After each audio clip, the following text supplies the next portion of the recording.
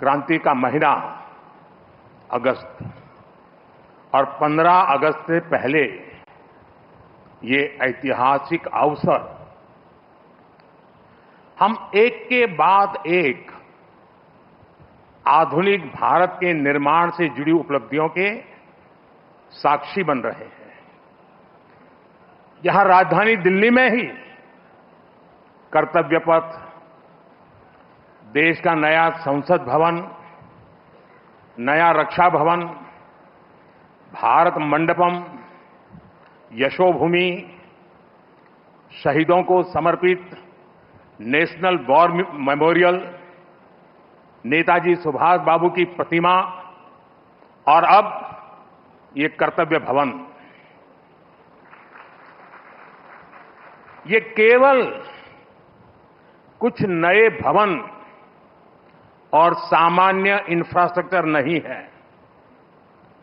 अमृत काल में इन्हीं भवनों में विकसित भारत की नीतियां बनेगी, विकसित भारत के लिए महत्वपूर्ण निर्णय होंगे।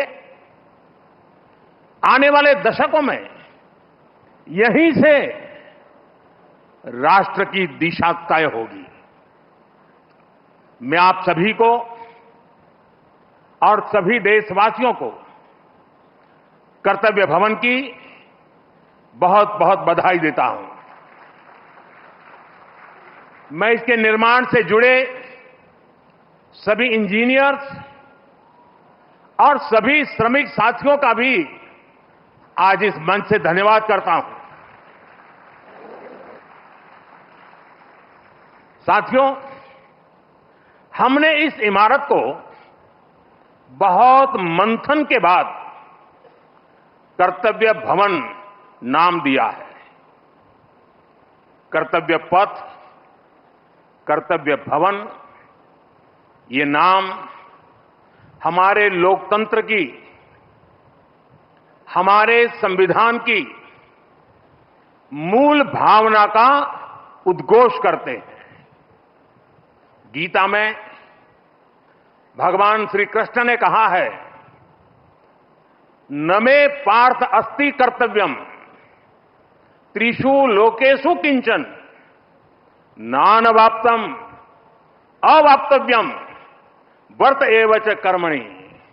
अर्थात हमें क्या प्राप्त करना है, क्या प्राप्त नहीं करना है, इस सोच से ऊपर उठकर हमें कर्तव्य भाव से कर्म करना चाहिए।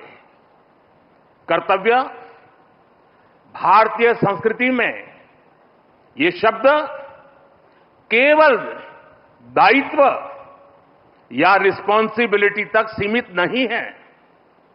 कर्तव्य हमारे देश के कर्म प्रधान दर्शन की मूल भावना है। स्व की सीमा से परे सर्वस्व को स्वीकार करने की विराट दृष्टि, यही कर्तव्य की वास्तविक परिभाषा है।